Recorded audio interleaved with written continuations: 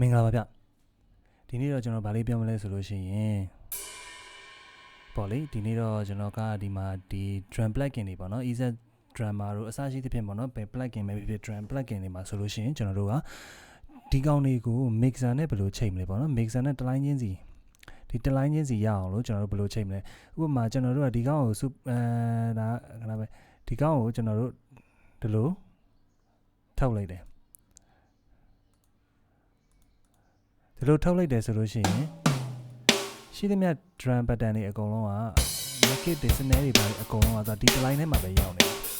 ဒီတစ်လိုင်းထဲမှာပဲရောက်နေမှာ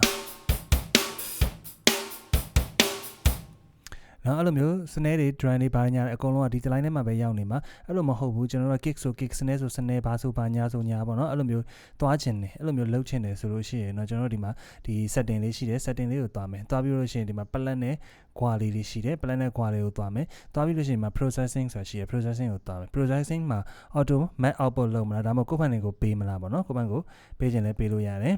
နော် auto output လုပ်လဲရတယ်နော်ကိုယ့်ဘန်ကိုပေးမယ်ဆိုလို့ရှိရင်တော့ဒီမှာကိုယ့်ဘန်ကို1 2 3 4 5 6အစရှိသဖြင့်ပေါ့နော်7 8ဒါကိုဖန်နေကိုအစဉ်ပြေသလိုပေးပေါ့နော်အများကြီးပဲကျွန်တော်အများကြီးတော့ထပ်ပြီးတော့ကျွန်တော်မပေးတော့ဘူးเนาะဒါအဲ့လိုမျိုးသွားမယ်သွားပြီးသွားလို့ရှိရင်ကျွန်တော်တို့က setting တွေကပြန်ထွက် setting တွေပြန်ပြီးရင်ဒီဥမာအခုဆိုကျွန်တော်ထဲတာ superior drummer 3ပေါ့နော်အဲ့ပဲဖြစ် EZ drummer ပဲဖြစ်အစရှိသဖြင့်ပေါ့နော်ဘယ်ဟာပဲဖြစ်ဖြစ်ပေါ့ပြီးရင် mixer ထဲကိုသွားမယ် mixer ထဲမှာဒီမှာ output ဆိုတာရှိတယ်နော် output တွေအကုန်လုံးဆို1နဲ့ရောက်နေတော့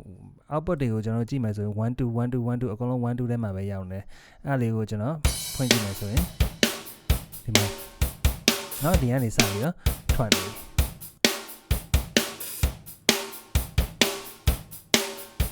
နော်အဲ့လိုမျိုးအဲ့အတိုင်းပဲကျွန်တော်တို့ကဒါတော့ကိုပေးချင်တဲ့အတိုင်းပေးပေါ့နော်ဥပမာ snare ဆိုရင်သူကဒီမှာတော့ top က bottom ခွဲထားတယ်ကိုယ့်ဘန်ကို top bottom ခွဲမလားနော်အစရှိသဖြင့်မှာ3 4 hi hat အစရှိသဖြင့်ကျွန်တော်တို့ကခွဲလိုက်ပါဗျာကျွန်တော်ကဒီမှာမြန်ဖြစ်သွားအောင်ကျွန်တော်အဆင်ပြေသလိုပဲနော် conscious မှာပဲကျန်တဲ့ဟာတွေကိုကျွန်တော်ထားလိုက်မယ်ဒီ tom တွေကိုနော် flow tom တွေလည်းထားလိုက်တော့ဗျာ tom တွေအကုန်လုံးကိုကျွန်တော်ဒီ line ထဲမှာထားလိုက်မယ် overhead တွေကတခြားရှိကိုနောက်တစ်ခုသွားမယ်အစရှိသဖြင့်နော်ဒါတော့ကိုခွဲခြင်းလို့ကိုခွဲ tom တွေတစ်လုံးချင်းစီရတယ်ကျွန်တော်တို့ဟို measure ထဲမှာထွက်ခွဲခြင်းလဲကျွန်တော်တို့ထုတ်ပေးလို့ရတာပေါ့နော်အစရှိသဖြင့်ကျွန်တော်တို့လုပ်လိုက်မယ်အဲ့ပြီးရင်ကျွန်တော်တို့ဒီမှာဝင်ကြည့်မယ်ဆိုရင်နော်ဒီတော့ဆိုရင်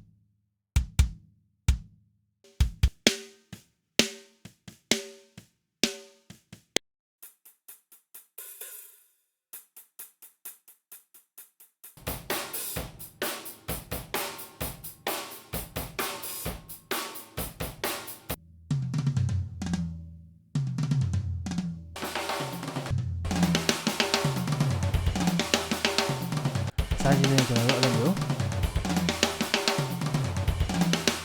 ဒီကောင်တွေကို measure ထဲမှာအဲ့လိုမျိုးထည့်လို့ရမှာဖြစ်ပါတယ်ခင်ဗျ